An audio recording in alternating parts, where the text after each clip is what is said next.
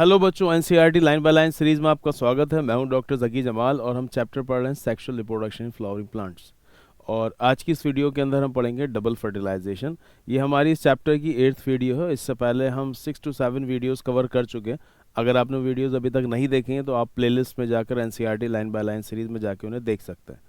Double fertilisation को सुनने से पहले आपको 2-3 बेसिक सी बातें याद होनी चाहिए। जैसे कि कॉम्पिटिशन में सवाल पूछा जाता है कि double fertilisation is the characteristic feature of, आपको आंसर लगाना है एंजियोस्पर्म।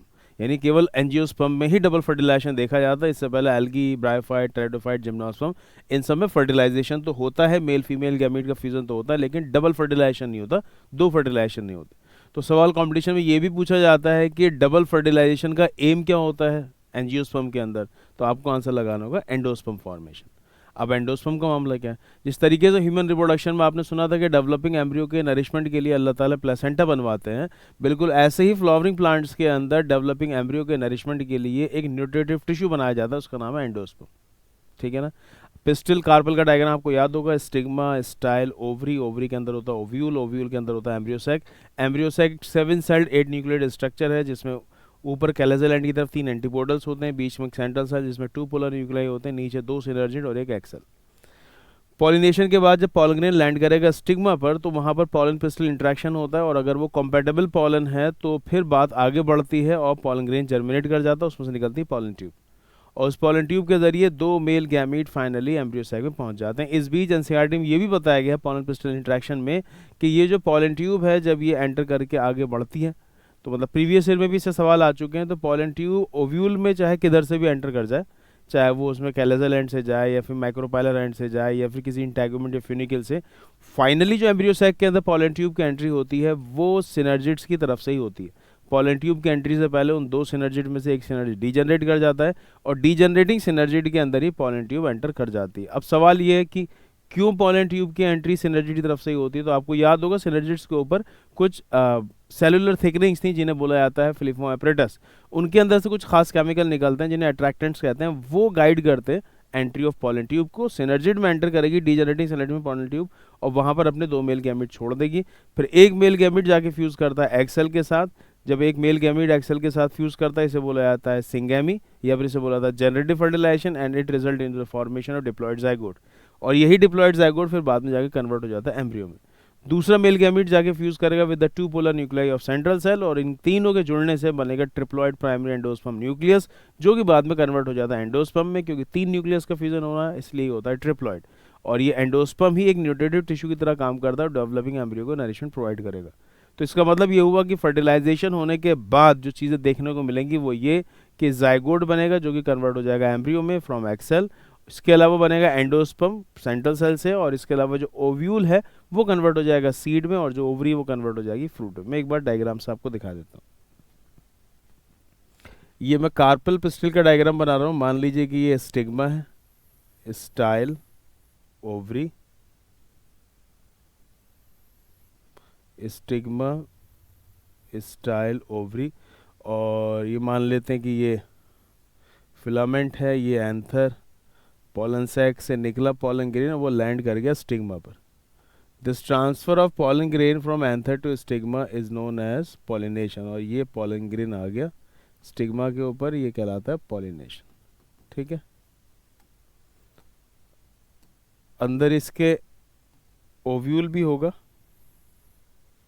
है ना, बाइटैगमिक ओव्यूल होता है एंजियोस्पर्म के अंदर, 2 इंटेगुमेंट वाला। इसके अंदर होगा एम्ब्रियोसैक। एम्ब्रियोसैक के अंदर ऊपर आपको नजर आएंगे एंटीपोडल्स, कैलेजल एंड के बीच में central cell containing 2 polar nuclei, और नीचे 2 सिनर्जिड और एक एक्सेल।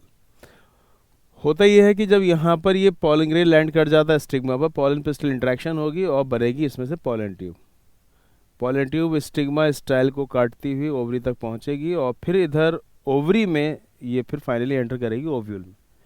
दूसरी किताबों में दे रखा है कि ओव्यूल के अंदर एंट्री 3 तरीके से हो सकता है कि ये कैलेजल एंड से एंटर कर जाए पॉलन ट्यूब, हो सकता है कि ये इंटैगुमेंट या फ्यूनिकल से, है ना। मैं एक ही डायग्राम में दिखा दे रहा हूँ, 3 डायग्राम बनाने चाहिए। सबसे ज़्यादा कॉमन बात यह है कि पॉलन ट्यूब जो है वो माइक्रोपाइलर एंड से ही एंटर करती है। तो the mode of entry of pollen tube inside the ovule 3 तरीके से होती है, थ्रू माइक्रोपाइल, थ्रू कैलेजल एंड, या फिर थ्रू इंटैगुमेंट या फ्यूनिकल। और सबसे कॉमन मोड ऑफ एंट्री देखी जाती है थ्रू माइक्रोपाइल। अब माइक्रोपाइल में एंटर अगर करेगी पॉलन ट्यूब तो फिर या फिर कैलेजल एंड से भी करे या इंटेग्रोमेट फ्यूनिकल से, कहीं से भी एंट्री हो, लेकिन जो एम्ब्रियोसैक के अंदर एंट्री होगी वो किसी एक सिनर्जिड के जरिए होगी। पॉलन ट्यूब की एंट्री से पहले एक सिनर्जिड डीजनरेट कर जाता है और पॉलन ट्यूब की एंट्री के बाद दूसरा भी डीजनरेट कर जाता है। उस डीजनरेटिंग सिनर्जिड के अंदर ही पॉलन ट्यूब अपने 2 मेल गैमेट छोड़ देती है। फिर एक मेल गैमेट जाके फ्यूज़ करेगा एग सेल के साथ, एक मेल गैमेट जाके फ्यूज़ करेगा एग सेल के साथ। जब एक मेल गैमेट एग सेल के साथ फ्यूज़ करेगा तो इसे बोला जाता है सिंगैमी। क्या बोला जाता है? सिंगैमी, या फिर इसे बोला था जनरेटिव फर्टिलाइजेशन।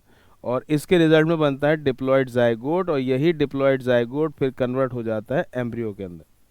डिप्लॉयड जाइगोट ही बाद में किस में कन्वर्ट हो जाएगा? एम्ब्रियो के अंदर। याद रहेगी ये बात। दूसरा मेल गैमेट फ्यूज करेगा with the 2 polar nuclei of central cell.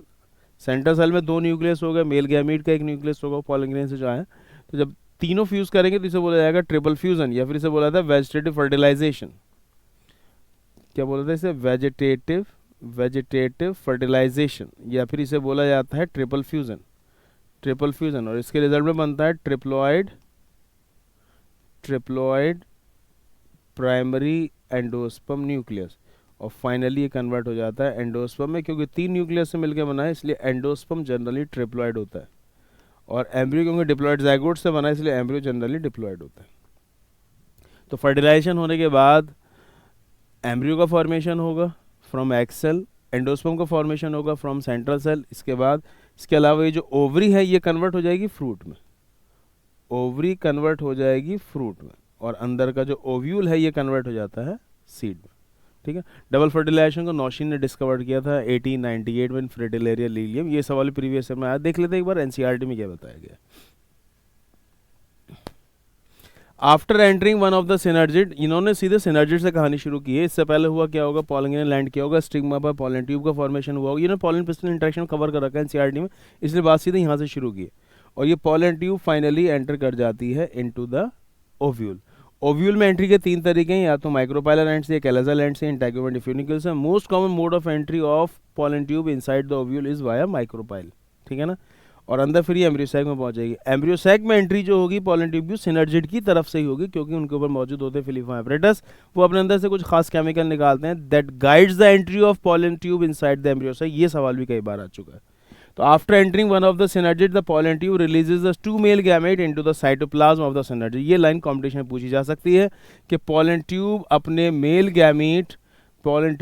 2 male gamete कहाँ रिलीज करती है? Into the cytoplasm of the synergid, of course degenerating synergid. One of the male gamete moves towards the egg cell, उसमें से एक male gamete egg cell की तरफ move करता है and fuses with its nucleus, उसके न्यूक्लियस के साथ फ्यूज कर जाता है। ये कहलाता है सिंगैमी, और इसको जनरेटिव फर्टिलाइजेशन भी कहा जाता है। This results in the formation of a diploid cell the zygote, और इसके रिजल्ट में एक डिप्लॉयड जाइगोट बन जाता है।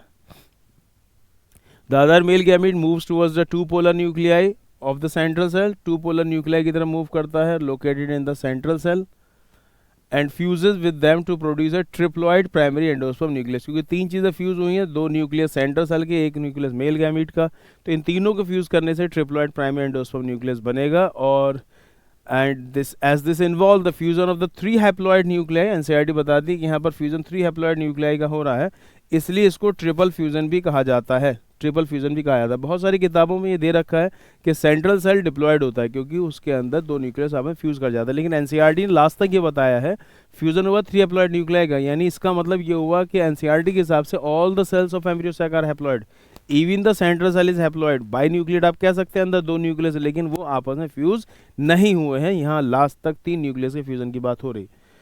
ट्रिपल फ्यूजन बोलते हैं, और इसे वेजिटेटिव फर्टिलाइजेशन भी बोलते हैं। आप इसको ऐसे भी याद कर सकते हैं, जैसे ये बड़ा फ्यूजन हुआ 3 न्यूक्लियस का, और आपने पॉलन ग्रेन के अंदर सुना था बड़े वाले सेल का नाम था वेजिटेटिव सेल, यहाँ बोला जाएगा वेजिटेटिव फर्टिलाइजेशन। जनरेटिव सेल छोटा था, वहाँ पर बस 2 ही न्यूक्लियस का फ्यूजन हो, ये छोटा मामला है, तो यहाँ पर इसको बोला जा सकता है जनरेटिव फर्टिलाइजेशन।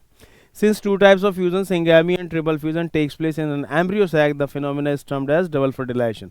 क्योंकि 2 फर्टिलाइजेशन हो रहे हैं एम्ब्रियो सैक के अंदर, इसलिए इसे डबल फर्टिलाइजेशन कहा जाता है। An event unique in flowering plant, an event unique to flowering plant. इसलिए सवाल कॉम्पिटिशन में आ चुका है कि double fertilisation is the characteristic feature of, आपने आंसर लगाना होता है एंजियोस्पर्म।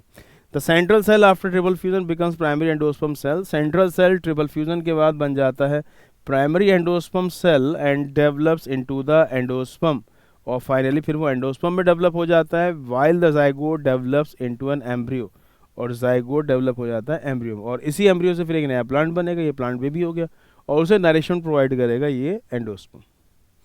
ठीक है, समझ में आ गई इतनी बात। तो इसका मतलब ये हुआ कि डबल फर्टिलाइजेशन के बाद एम्ब्रियो का फॉर्मेशन होगा फ्रॉम एग सेल, एंडोस्पर्म का फॉर्मेशन होगा फ्रॉम सेंट्रल सेल, इसके अलावा जो ओवरी है वो कन्वर्ट हो जाएगी फ्रूट में, और अंदर जो ओव्यूल है वो कन्वर्ट हो जाएगा सीड में। आई होप कि आपको वीडियो समझ में आ रही होंगी, और जल्दी ही इंशाल्लाह अगली वीडियो के साथ मिलते हैं, तब तक के लिए खुदा हाफिज़।